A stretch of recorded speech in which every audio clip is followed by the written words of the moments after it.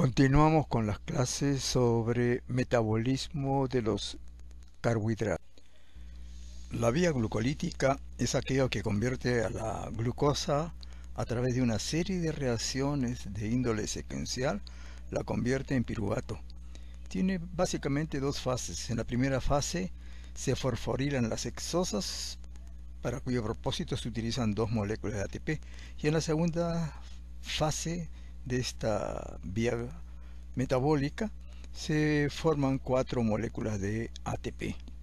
Esta generación de ATP en la vía glucolítica se denomina fosforilación a nivel de sustrato. El NAD que se utiliza en esta vía se convierte en NADH, y este NADH, a través de reacciones tales como aquellas que están vinculadas con la mitocondria, denominadas lanzaderas, se reconvierte en NAD. La primera reacción de esta vía la cataliza la isoquinasa, que es una enzima que fosforila la glucosa en presencia de adenosintrifosfato. Hay 4 formas isoenzimáticas de la isoquinasa, la 1, la 2, la 3 y la 4. La 1, 2 y 3, esta se encuentra prácticamente en casi todos los tejidos, llámese hígado, riñones, corazón, cerebro, etc. Tienen la propiedad, estas formas 1, 2 y 3, de fosforilar no solamente la glucosa, sino también fructosa, manosa y glucosamina.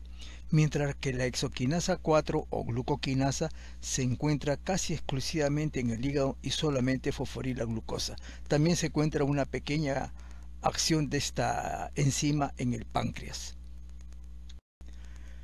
Aquí mostramos la vía glucolítica. Podemos ver que la glucosa, por acción de la exoquinasa o glucoquinasa, utilizando adenosintrifosfato, se fosforila formando glucosa 6-fosfato. Esta glucosa 6-fosfato, por acción de la fosfoglucomutasa, se transforma en fructosa 6-fosfato, y la fructosa 6-fosfato, por acción de la enzima fosfofructoquinasa, que es una enzima clave de la vía glucolítica, así como la exoquinasa también, transforma la fructosa 6-fosfato en presencia de ATP en fructosa 1,6 bisfosfato o difosfato. Luego este compuesto, por acción de la aldolasa, se transforma en dihidroxiacetona-fosfato y gliceraldehído 3-fosfato. Hay una enzima que es la triosafosfato isomerasa. Esta enzima convierte la hidroxiacetona-fosfato en gliceraldehído 3-fosfato. Parte de la dihidroxiacetona-fosfato es utilizada posteriormente para formar glicerol 3-fosfato, que se utiliza especialmente en el hígado y también en el tejido adiposo para sintetizar triglicéridos. Este gliceraldehído 3-fosfato, en presencia de NAD y la enzima gliceraldehído 3-fosfato deshidrogenasa, forma ácido 1,3-difosfoglicérico. El NAD se convierte aquí en NADH, y naturalmente hay 2 moléculas de gliceraldehído que se están transformando a partir de este momento en la vía glucolítica. Por ese motivo son 2 moléculas de NAD que se utilizan y se van a formar, a reducir a NADH. El ácido 1,3-difosfoglicérico en presencia de ATP, porque son 2 moléculas de ácido 1,3-difosfoglicérico, naturalmente se utilizarán 2 ATP, se forma 2 ATP.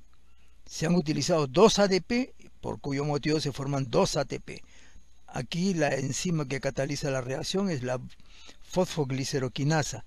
El ácido 3-fosfoglicerato que se ha formado por acción de la fosfogliceroquinasa mutasa se convierte en ácido 2-fosfoglicérico, y este, por acción de la enolasa, libera 2 moléculas de agua, en este caso porque son 2 moléculas de ácido 2-fosfoglicérico, y se transforma en ácido fosfoenol pirúvico o también fosfoenol piruvato. Y este compuesto, como son 2 moléculas que se están transformando a través de la vía glucolítica por acción de la piruvatoquinasa, y en presencia de 2 ADP va a formar 2 ATP y 2 moléculas de ácido pirúvico. El ácido pirúvico es el producto final de la vía glucolítica. Aquí tenemos otro gráfico en el que se muestra la misma secuencia de las reacciones anteriormente mostradas, pero aquí se hace énfasis en que a partir de la fructosa 1,6-bifosfato, por acción de la aldolasa se forma dihidroxiacetona fosfato y gliceraldehído 3-fosfato, y la dihidroxiacetona fosfato que vemos aquí al lado derecho, por acción de la triosa fosfato isomerasa forma gliceraldehído 3-fosfato, por cuyo motivo son 2 moléculas de gliceraldehído 3-fosfato que se van a metabolizar a través de la vía glucolítica. Como han podido ver, se han utilizado en una primera fase, se han utilizado 2 moléculas de ATP para los procesos de fosforilación, y en la segunda fase se han formado 4 moléculas de ATP y 2 moléculas de NADPH. Vamos a hablar del balance energético de la glucólisis en condiciones anaerobias. ¿Dónde ocurren condiciones anaerobias en el tejido muscular? Cuando se realiza actividad física. Esas condiciones anaerobias no ocurre en el cerebro, no ocurre en el hígado, ni en el tejido adiposo, etc. Ocurre preferencialmente en el tejido muscular. En algunos casos patológicos donde se produce isquemia, es decir, una parte del tejido, por razones diversas, puede ser por obstrucción con un coágulo en una arteria, por ejemplo, no llega suficiente oxígeno, por ejemplo en el cerebro, un infarto cerebral, se produce anaerobiosis en ese lugar. O cuando el cirujano está realizando una intervención quirúrgica, tiene que clampar arterias para que no llegue sangre a esa parte del organismo en el cual va a realizar la intervención. Entonces se produce una isquemia transitoria y allí también se produce anaerobiosis. En este caso, la glucosa, en presencia de 2-fosfato inorgánico más 2 ADP, va a formar lactato, ATP y agua. Pero en condiciones aerobias, que es la que normalmente ocurre, la glucosa, en condiciones aerobias, forma solamente piruvato y NADH. Recuerden que para que la glucosa se metabolice por la vía glucolítica necesita ADP. Por eso que este NADH que se ha formado tiene que regenerar, especialmente a través de las lanzaderas, regenerar ADP. De lo contrario, la vía glucolítica no va a seguir funcionando. Balance energético de la glucólisis. Sea la vía aerobia o anaerobia, siempre se va a formar 2 ATPs en la vía glucolítica como formación neta. Y digo neta porque en la vía glucolítica se utilizan 2 ATP para fosforilar glucosa y también para fosforilar fructosa 6-fosfato. Y se forman 4 en la vía glucolítica, 4 ATPs después de la acción de la aldolasa, por cuyo motivo se han formado 4 ATPs menos 2 que se utilizaron, la formación neta sería 2 ATPs. Eso ocurre tanto ¿cómo se llama? En la anaerobiosis o aerobiosis. El problema es que, como en la vía glucolítica se forma NADH, ese NADH tiene que regenerarse a NAD y lo hace a través de las lanzaderas. Hay una lanzadera denominada de glicerol 3-fosfato. Esa lanzadera ulteriormente va a formar 4 ATPs. Y hay otra lanzadera que explicaremos inmediatamente después del malato aspartato. Y esa lanzadera, posteriormente, en la mitocondria forma 6 ATPs. Aquí tenemos la lanzadera de glicerofosfato. Vamos a ver, en el lado izquierdo está el NADH de la vía glucolítica. Por acción del glicerol 3-fosfato deshidrogenasa va a formar glicerol 3-fosfato. el NADH se transforma en NAD y este NAD es que le va a ser utilizado por la vía glucolítica. Esta parte del lado izquierdo es el citosol. Tenemos la membrana mitocondrial externa. El glicerol 3-fosfato penetra en la mitocondria y hay otra enzima ahí, glicerol 3-fosfato deshidrogenasa, pero esa enzima no utiliza NADH como la enzima del citosol, sino utiliza como coenzima al FAD. Como consecuencia de ello, el glicerol 3-fosfato se convierte en dihidroxiacetona-fosfato y FADH2. Y ese FADH2 vuelca sus electrones a la cadena transportadora de electrones, como veremos después. El dihidroxiacetona-fosfato sale de la mitocondria y es nuevamente utilizado por la glicerol 3-fosfato deshidrogenasa del citosol. Aquí tenemos la lanzadera de malato aspartato. El lado izquierdo está el citosol y al lado derecho está la matriz mitocondrial. Al centro está la membrana externa de la mitocondria y membrana interna. Aquí la reacción empieza con el oxalacetato. Hay una enzima malato deshidrogenasa que en presencia de NADH el oxalacetato lo convierte en malato. El NADH, lo más importante, se convierte en NAD. Para que la vía glucolítica utilice este NAD y nuevamente transforme en NADH. Esta malato deshidrogenasa en presencia de oxalacetato transforma el oxalacetato en malato y el NADH en NAD para que siga funcionando la vía glucolítica. Ese malato penetra en la mitocondria y por una enzima malato deshidrogenasa el NAD, la coenzima con que trabaja esta malato deshidrogenasa, se convierte en NADH y este NADH ulteriormente va a dejar sus electrones en la cadena transportadora de electrones.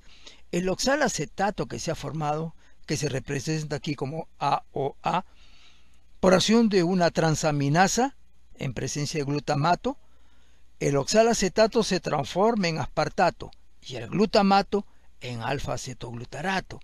El alfa-acetoglutarato que se ha formado sale de la mitocondria. Igualmente ocurre con el aspartato que sale de la mitocondria. Ese aspartato es utilizado por otra transaminasa en el citosol. En presencia de alfa-acetoglutarato, el alfa-acetoglutarato se transforma en glutamato que penetra en la mitocondria y el aspartato se transforma en oxalacetato, que es utilizado por la malato deshidrogenasa citosólica. Vamos a dar una mirada muy rápida a los procesos glicolíticos en diversos tejidos. Prácticamente en todos los tejidos ocurre glucólisis, pero esa glucólisis va a tener una función importante acorde con el tejido donde se realiza este proceso. Por ejemplo, en el tejido adiposo, la glucólisis es importante porque la dihidroxiacetona va a ser utilizada para sintetizar triglicéridos. En el tejido muscular, la glucólisis es importante que forma piruvato y en situaciones de anaerobiosis, ese piruvato se convierte en lactato para regenerar NAD y ese NAD va a permitir que la glucólisis siga funcionando con una intensidad considerable porque el tejido muscular capta, utiliza más propiamente la energía que le proporciona la glucólisis preferencialmente, lo hace de una manera rápida. En cambio, utilizar la energía que proporciona el ciclo de Krebs es una tarea un poco más difícil de permitir proporcionar energía adecuada para la contracción muscular. En el eritrocito es importante la glucólisis porque el 1,3-bifosfoglicerato va a formar 2,3-difosfoglicerato y este 2,3-bifosfoglicerato es utilizado por la hemoglobina para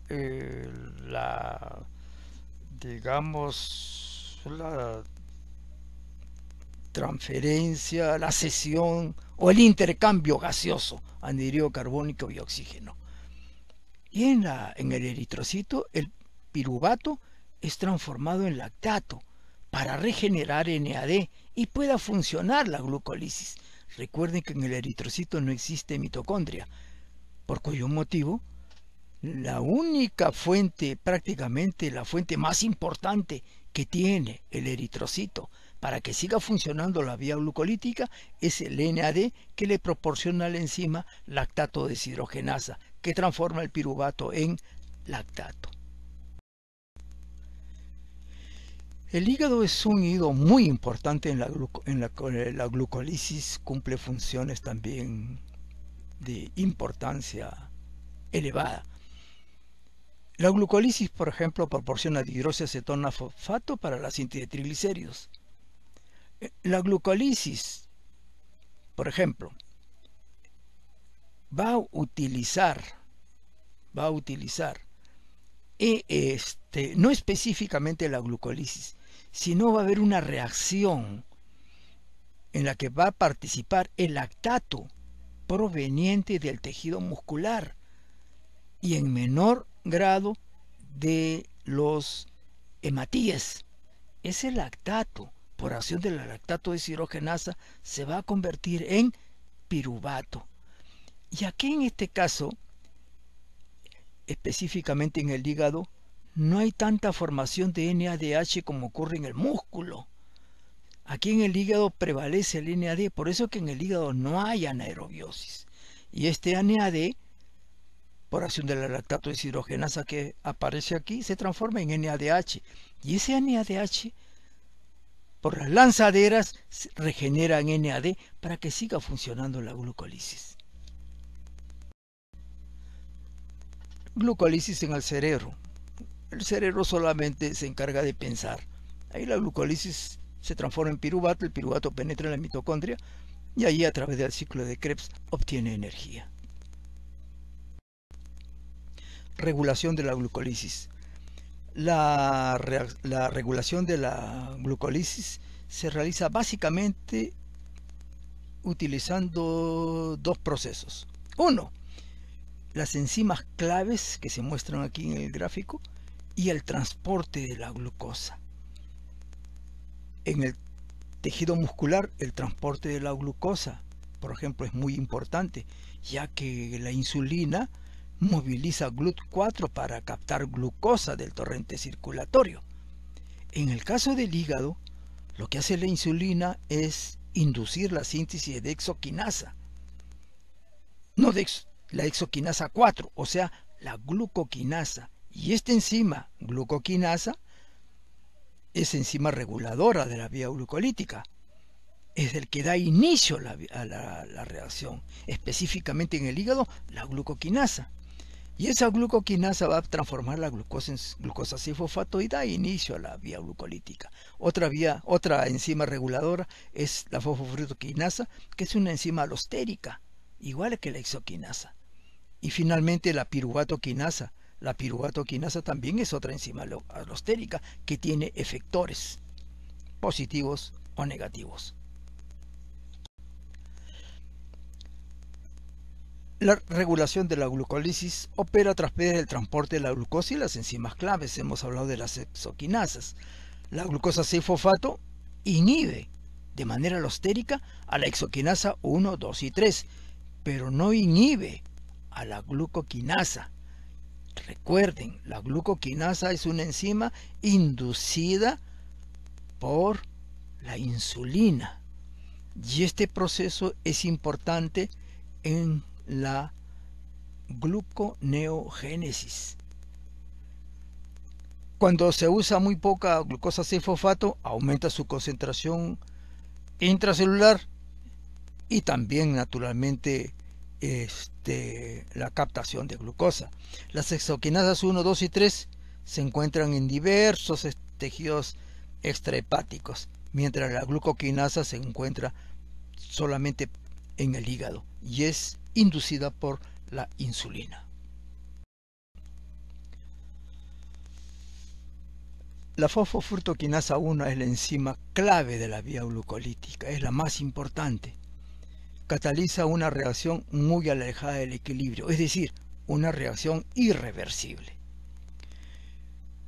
Como la reacción es irreversible, se utiliza otra enzima, que es la fructosa 1,6-bisfosfatasa, que cataliza la conversión de fructosa 1,6-bisfosfato en fructosa 6-fosfato. Y esta enzima, fructosa 1,6-bisfosfatasa, se torna activa en el proceso gluconeogénico.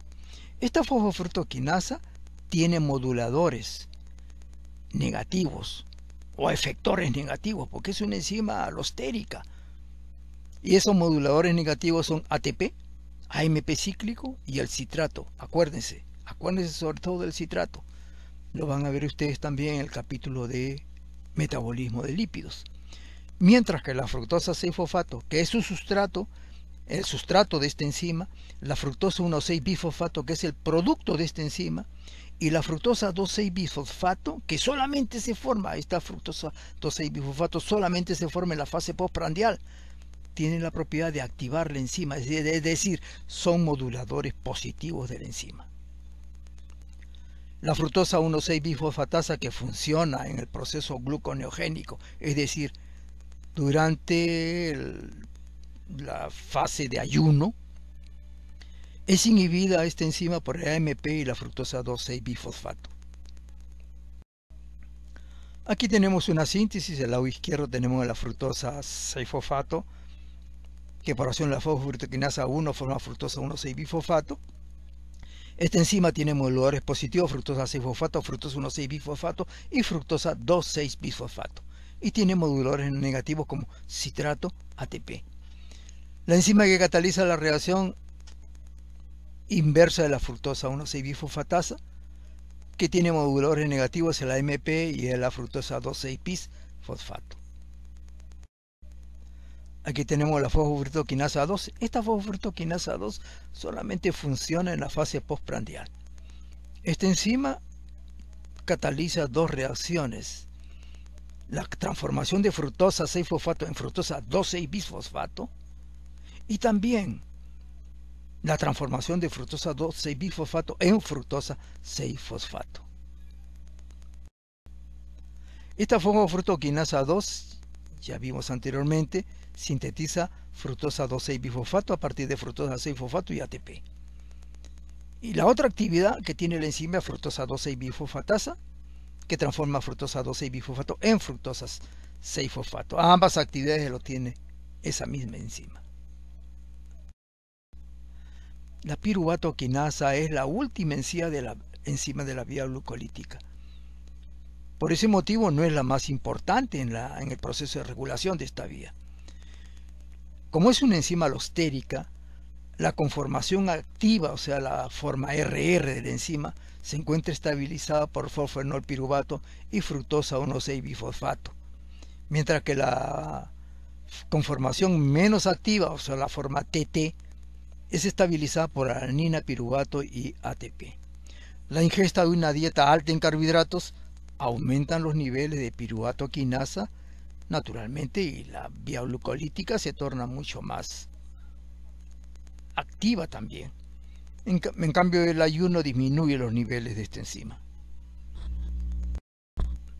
Aquí tenemos un gráfico en el que se muestra que el fosfenolpiruvato y la fructosa 1,6-bisfosfato son moduladores negativos de la positivos de la piruvatoquinasa. Esta enzima piruvatoquinasa tiene moduladores negativos como son la alanina, ATP y piruvato. Acuérdense, cuando hablemos de procesos de gluconeogénicos o cuando vamos a tratar el metabolismo de proteínas, acuérdense de la alanina, que es un aminoácido muy importante en procesos gluconeogénicos. Control de la glucólisis en el hígado. La insulina induce la síntesis de glucoquinasa en primer lugar. Esa glucoquinasa aumenta la actividad de la glucólisis porque fosforila la glucosa y forma glucosa 6-fosfato. Esa glucosa 6-fosfato por una isomerasa forma fructosa 6-fosfato. La fosfofructoquinasa 1 es modulada positivamente por fructosa 6-fosfato y fructosa 2,6-bisfosfato, y negativamente, ya sabemos, por citrato, ATP y AMP cíclico. La piruvato quinasa, como vimos anteriormente, es modulada positivamente por el fosfonol piruvato y la fructosa 1,6-bisfosfato, que ha sido formada en esta última por la fosfofructoquinasa 1. En el hígado, por ejemplo, el glucagón, que es una hormona que incrementa su síntesis en la fase posabsortiva, es decir, después de 3 horas y media, 4 horas que no se ingiere alimento, los niveles de glucagón se incrementan en la sangre, actúa en el hígado incrementando los niveles de MP ciclo, y la MP ciclo inhibe la fructoquinasa 1 y también la piruvato quinasa, por cuyo motivo, al inhibirse la acción, la actividad de estas dos enzimas que son reguladores de la glucólisis, se inhibe la glucólisis. Pero además el AMP ciclo desinhibe la fructosa 1,6-bisfosfatasa, es decir, que se incrementa el proceso gluconeogénico, es decir, síntesis de glucosa a partir de compuestos, sustancias que no son glucídicas. En resumen, el glucagón inhibe la glucólisis. En el músculo, ahí en el músculo actúan las catecolaminas, tales como la adrenalina, noradrenalina, que incrementan los niveles de MP cíclico. Escuchen lo de MP cíclico. Este MP cíclico aumenta la glucogenólisis, es decir, se degrada glucógeno. Por tanto, aumenta la formación de glucosa 6-fosfato. Esa glucosa 6-fosfato no puede ser transformada en glucosa libre porque el músculo carece de la enzima glucosa 6-fosfatasa. Esa es la razón por la cual el glucógeno muscular no puede utilizarse para mantener los niveles de glucosa en la sangre. Esa glucosa 6-fosfato se convierte en fructosa 6-fosfato. Esta fructosa 6-fosfato activa la fosfofructoquinasa 1, que es la enzima reguladora de la vía glucolítica, la más importante. En consecuencia, se activa la glucólisis. Y aquí hay un gráfico en el cual se muestra los procesos de regulación de la glucólisis.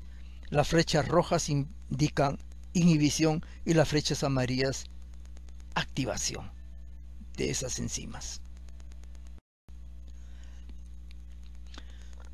Vamos a hablar del lactato y piruvato. El lactato circulante se origina, volvemos a repetir, en el tejido muscular y en menor proporción en los glóbulos rojos y médula renal.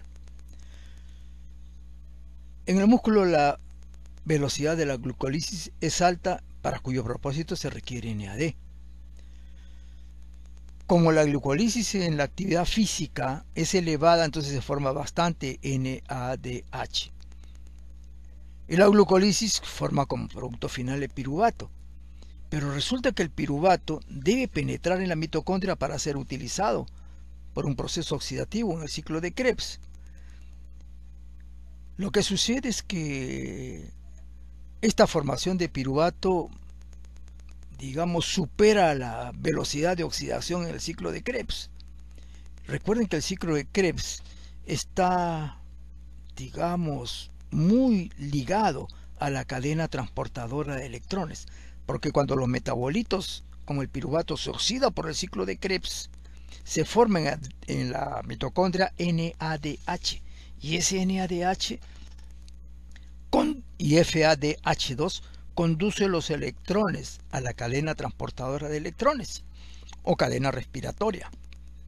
Por eso cuando se hace ejercicio físico o actividad física intensa, la frecuencia respiratoria se incrementa, igualmente que la frecuencia cardíaca. Y se incrementa la frecuencia respiratoria porque se necesita oxígeno para oxidar ese piruvato que está ingresando a la mitocondria.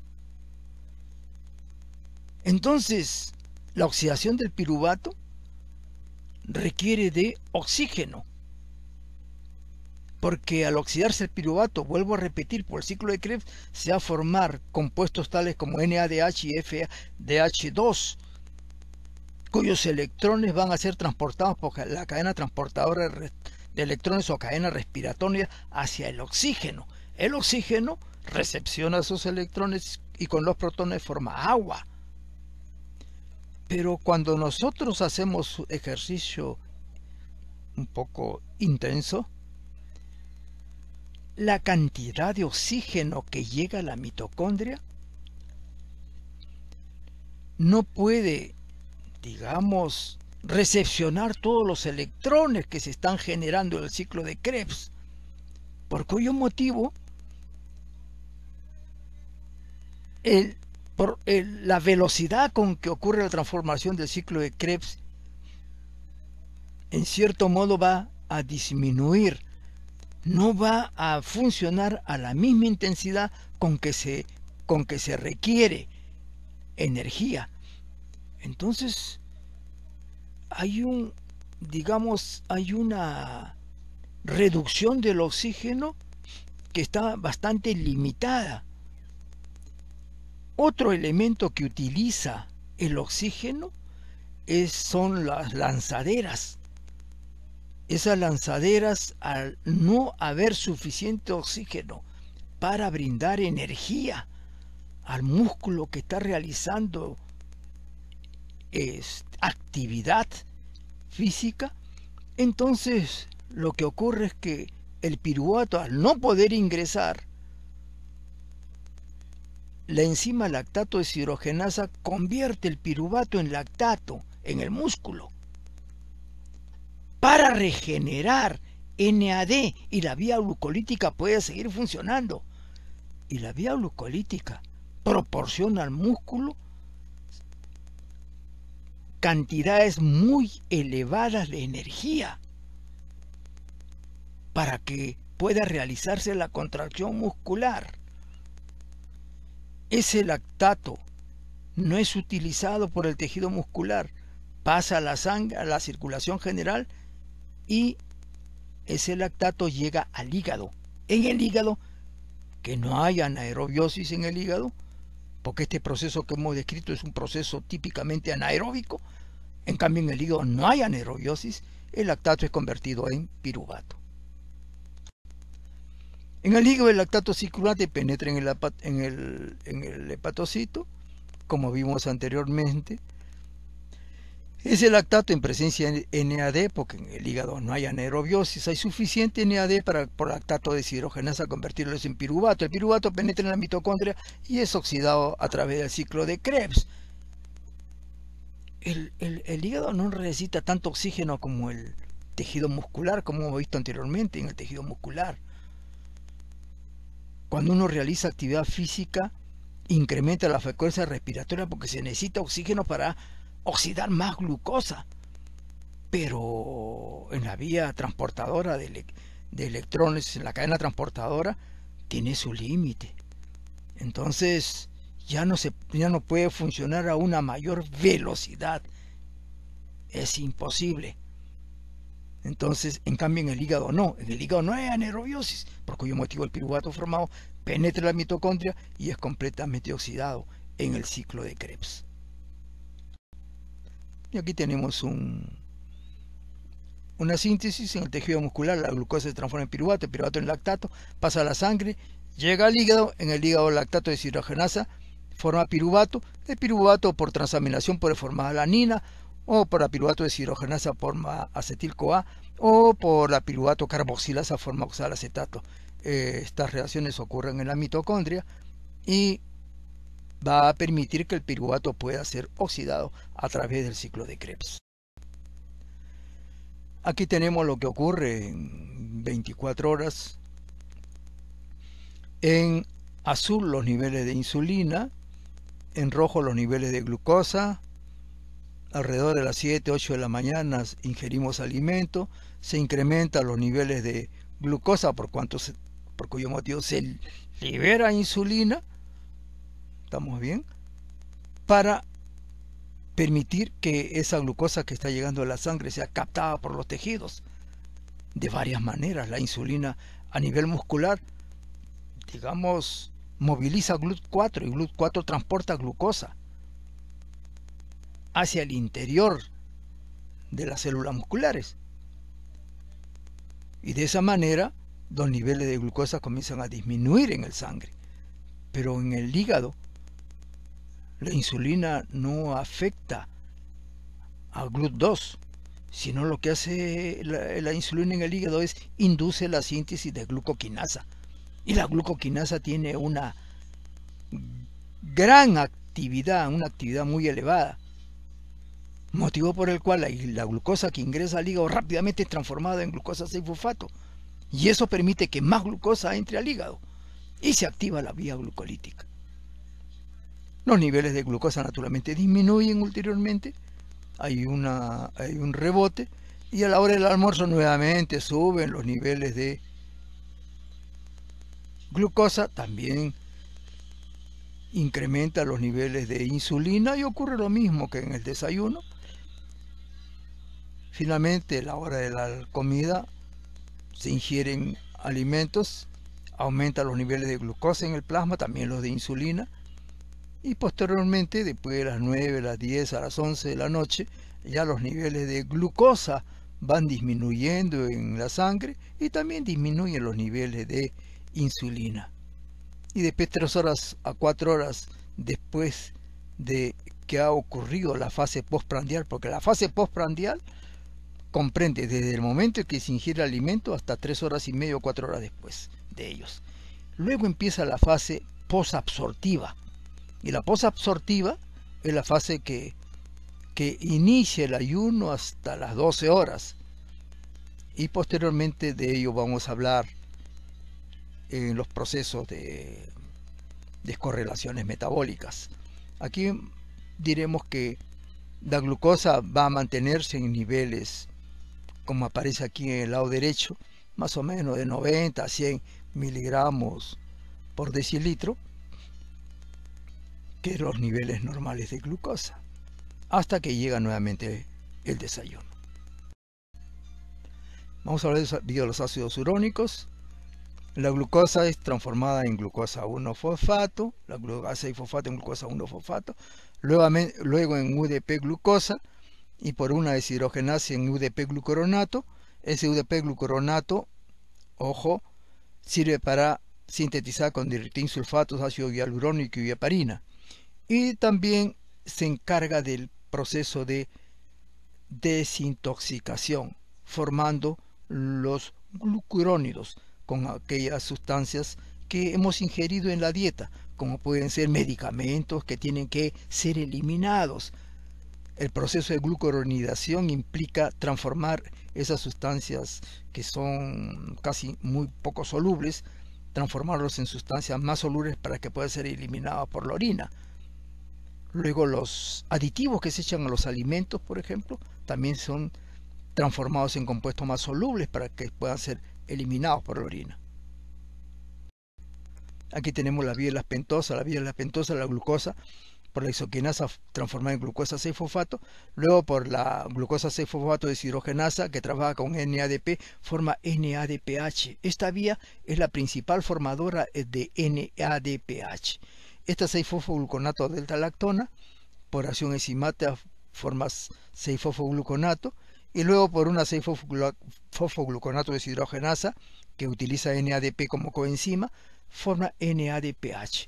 De esta manera se están formando dos moléculas de NADPH que son utilizadas para procesos biosintéticos, por ejemplo, para síntesis de ácidos grasos, ejemplo, síntesis de colesterol, ejemplo, etcétera, etcétera, etcétera. Aquí se forma ribulosa 5-fosfato, que por acción enzimata forma ribosa 5-fosfato, que se utiliza para la síntesis de nucleótidos, para la síntesis de RNA y ADN. Luego es transformada en una serie de compuestos de 3, 4, 5, 6, 7 átomos de carbono. La fructosa es un glúcido que nosotros lo ingerimos habitualmente, forma parte de la sacarosa, pero también forma parte de una gran diversidad de alimentos procesados, como las bebidas gaseosas, los productos de pastelería, etc. Esta fructosa es metabolizada principalmente en el hígado y también lo hace en el músculo. La diferencia es que cuando se metaboliza en el músculo, la exoquinasa muscular lo transforma en fructosa 6-fosfato y se metaboliza por la vía glucolítica. En cambio, cuando lo hace en el hígado, hay una enzima específica que es la fructoquinasa. La fructoquinasa, en presencia de ATP, forma fructosa 1-fosfato, diferente a la fructosa 6. La fructosa 1-fosfato es escindida por un aldolasa en gliceraldehído y dihidroxiacetona-fosfato. Este dihidroxiacetona-fosfato ingresa a la vía glucolítica y ese gliceraldehído por una sinasa en presencia de ATP forma gliceraldehído 3-fosfato que también ingresa a la vía glucolítica. Como pueden comprender ustedes, este proceso no está regulada por la fosfofructoquinasa 1. En la diapositiva anterior habíamos visto de que el dihidroxiacetona-fosfato que se formaba del metabolismo de la glucosa podía ser convertido en gliceraldehído 3-fosfato que sigue la vía glucolítica, o en su defecto formar glicerol 3-fosfato que posteriormente servirá para sintetizar triglicéridos.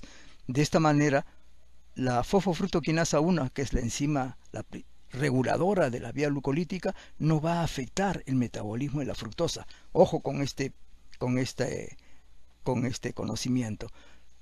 La fructosa va a formar piruvato, el piruvato ingresa a la mitocondria, forma acetil-CoA y oxalacetato, por la citrato sintasa forma citrato, el citrato sale de la mitocondria, ese citrato al salir de la mitocondria puede inhibir la fosfofructoquinasa 1 porque es efector negativo, por este citrato ulteriormente se convierte en acetil-CoA y el acetil-CoA por la acetil-CoA carboxilasa forma malonil-CoA. Más aún, el citrato es un modulador positivo de la acetil-CoA carboxilasa que aparece acá, se forma malonil-CoA y ese malonil-CoA va a sintetizar ácido graso por el ácido graso sintasa y ese ácido graso se usa para sintetizar triglicéridos. De tal manera que cuando uno ingiere fructosa se sintetiza triglicéridos y no existen mecanismos para inhibir este proceso. Por eso que es muy peligroso ingerir alimentos que tengan fructosa en su composición. La galactosa se metaboliza por acción de la galactoquinasa, forma galactosa 1-fosfato y ulteriormente glucosa 1-fosfato. Esa galactosa 1-fosfato que vimos ha formado glucosa 1-fosfato y UDP glucosa. Esta UDP glucosa en presencia de glucosa por acción de la lactosa sintetasa forma lactosa. Este proceso ocurre en la glándula mamaria, en las madres lactantes. Aquí tenemos, en el gráfico se muestra que al lado derecho la galactosa, la manosa, que se ingieren con los alimentos, al lado izquierdo la trealosa, la lactosa, van a formar acá glucosa. Todos ellos y la sacarosa que forma glucosa y fructosa, todos esos compuestos van a metabolizarse por la vía glucolítica. Inclusive la fructosa, pero pueden observar ustedes que la fructosa ingresa a la vía glucolítica después del proceso regulatorio que ejerce la fosfofructoquinasa 1. Una vez que se ha formado el piruvato de la vía glucolítica, también el piruvato por transaminación de la alanina puede generarse. Asimismo, el lactato que proviene de los músculos y de los eritrocitos forma piruvato. El piruvato ingresa a la mitocondria. En la mitocondria por la piruvato carboxilasa forma oxalacetato y por acción de la piruvato deshidrogenasa en presencia de coenzima A, NAD, va a formar NADH CO2 acetil-CoA y por acción de la citrato sintasa forma citrato. Aquí tenemos la citrato sintasa, forma citrato, parte del citrato sale de la mitocondria. En el caso del hígado, la mayor parte sale de la mitocondria para sintetizar ácidos grasos, triglicéridos y colesterol. Y esto va a depender naturalmente de la ingesta de carbohidratos. Ese citrato, por acción de la conitasa, forma cisaconitato. Luego, por la misma aconitasa va a formar isocitrato, y el isocitrato por la isocitrato deshidrogenasa va a liberar CO2, es el CO2 de la respiración, forma alfa-acetoglutarato y NADH. Ese NADH ulteriormente va a dirigirse a la cadena transportadora de electrones. Aquí se forma alfa-acetoglutarato, y por alfa-acetoglutarato deshidrogenasa va a formar succinil-CoA y otra molécula de NADH que va a dirigirse a la cadena transportadora de electrones. El succinil-CoA por la succinil-CoA sintasa va a formar succinato y una molécula GTP que es equivalente al ATP. En la transformación anterior, catalizada por la alfa-acetoglutarato deshidrogenasa, también se forma CO2. Son dos moléculas de CO2 que se forman en el ciclo de Krebs. Este succinato, por acción de la succinato deshidrogenasa, va a formar fumarato. Y se forma acá FADH2 que ingresa, ulteriormente cede los electrones a la cadena respiratoria. Este fumarato, por acción de la fumarasa, forma malato. Y el malato, por acción de la malato deshidrogenasa, forma oxalacetato. De esta manera cierra el ciclo de Krebs y también se forma NADH. En resumen, en el ciclo de Krebs se forman 1, 2, 3 moléculas de NADH, una molécula de GTP y una molécula de FADH2. Aquí se describen algunas de las reacciones del ciclo de Krebs. Aquí hay otra. Y el ciclo de Krebs no solamente oxida, sino también tiene propiedades biosintéticas. Sirve para sintetizar, por ejemplo, aminoácidos, para sintetizar nucleótidos, sirve para sintetizar el grupo hemo, etcétera, etcétera, etcétera. Eso es todo. Muchas gracias.